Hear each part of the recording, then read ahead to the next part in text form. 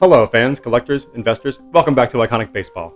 Iconic Al here, and I've been looking forward to making this video for about 3 weeks now.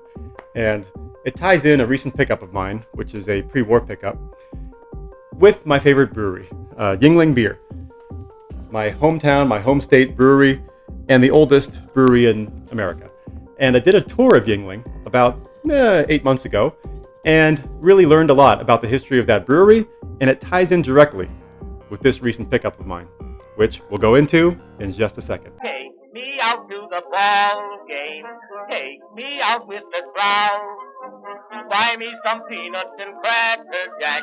I don't care if I never get back. Let me root for the home team. If they don't win, it's a shame. For it's 1, 2, 3 strikes, you're out at the old ball game. My tour of the Yuengling Brewery last October was a bucket list event for me. As someone who grew up in Pittsburgh and came of age drinking Yuengling beer, it was a pilgrimage. It was amazing. We're talking about America's oldest brewery, which was established in 1829 by a German immigrant, David Yuengling. It's been family owned and operated ever since, being passed down to Frank Yuengling, who took over for his father in 1899, and then Richard Yuengling Sr., who succeeded his father in 1963, then ultimately Dick Yuengling Jr., who became the 5th generation company president. But just amazing history, the beer of choice for anyone in Pennsylvania, and since the last few decades, it has expanded considerably across the eastern seaboard, and you can get it more widely now than ever. I'm going to put some images on the screen from my experience, my tour of Yuengling. And the things that I remember from that tour are just an amazing, amazing historical tour that takes you back into caves underground and through just an amazing history of brewing in that location since the early 1800s. And one of the periods of difficulty was Prohibition, which started in 1920 and ended in 1933. During that period of time, you can imagine it was a hard time for a brewery. So Yuengling switched gears and they survived by brewing what are called near beers, or beers that were less than 0.5% alcohol, which were still allowed. And Yuengling was able to diversify and began producing ice cream.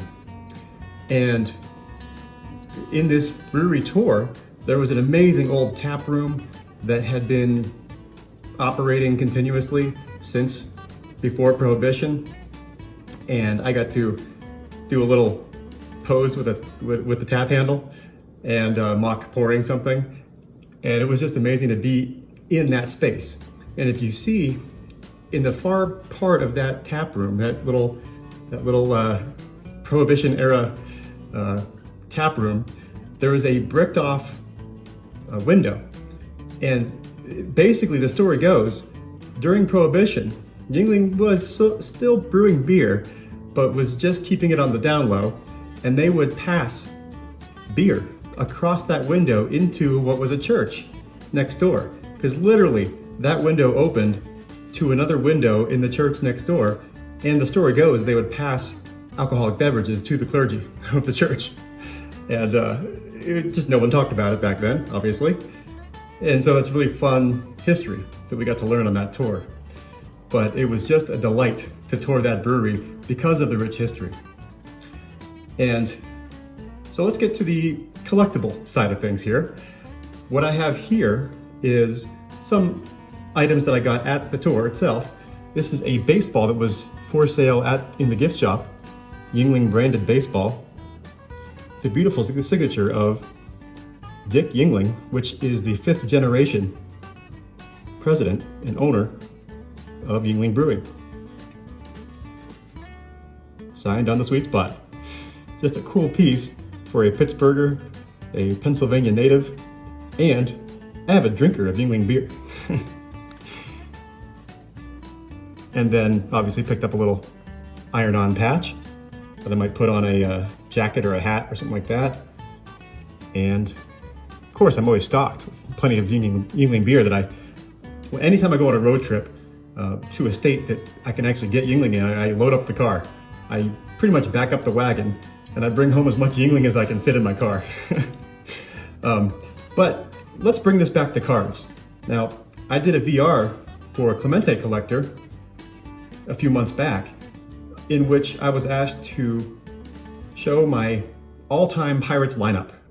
And when I was doing that, I got to my third base, and obviously the best player to play third base for the Pirates was Pie Traynor.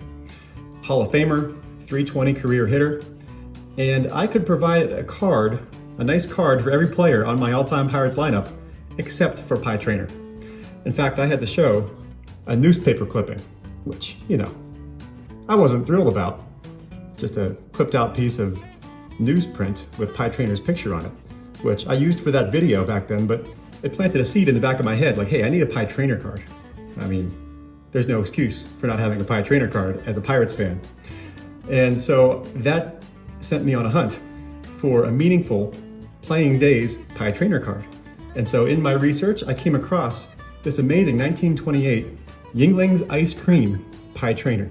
And that immediately grabbed me. And so in the last about 6 months, I have had my eye on a copy of these. There's not many of these graded. In fact, I'll put the population report for this particular card on the right here. As you can see, very, very low population of these graded. But lo and behold, one of these came available at my price just in the last month, and I was able to pull the trigger on this card. And this has so much great history to it because it is a Yuengling ice cream release from that period of time during Prohibition, 1928, when Yuengling had to kind of diversify to ice cream to survive. So it sort of tells a historical story, and you have a Pirates Hall of Famer, one of the great third basemen of all time. During his time, he was widely considered the greatest third baseman ever. This is before Mike Schmidt, this is before Eddie Matthews, this is before George Brett. So we're talking, during that time, you have to remember, he was probably the best third baseman to come along in baseball in 1928. It was still a very young game. So here we have a good 2.5, good plus 2.5. And the coolest thing about this card, I think, is the back. Save these pictures. One ice cream bar will be given free for each picture of Babe Ruth. So if you had the Babe Ruth in this set, you could remit that for an ice cream bar. Also, 1 gallon of Yuengling's ice cream will be delivered free to the holder of a complete set of 60 different baseball stars upon surrender of the same to any Yuengling dealer or any Yuengling branch. That's so cool. So again, people were trading these, getting these with their ice cream, and then they could redeem them, especially if you had a Babe Ruth, good for an ice cream bar. And then if you had the whole set, you could redeem that for a whole gallon of Yuengling's ice cream. So just a really cool early food issue that has a tie to a Prohibition and has a tie to a surviving brand, a surviving current brewery that is thriving today because they were able to kind of diversify the ice cream during that time. So one of my all-time favorite pickups.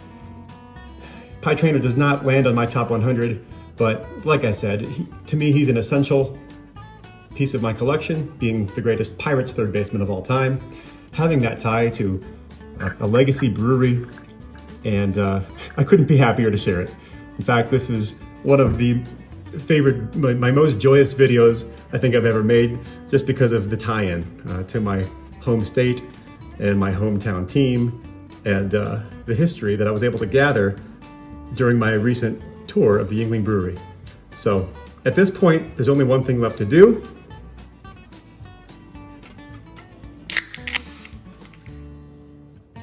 Cheers. Until next time, keep collecting and stay iconic.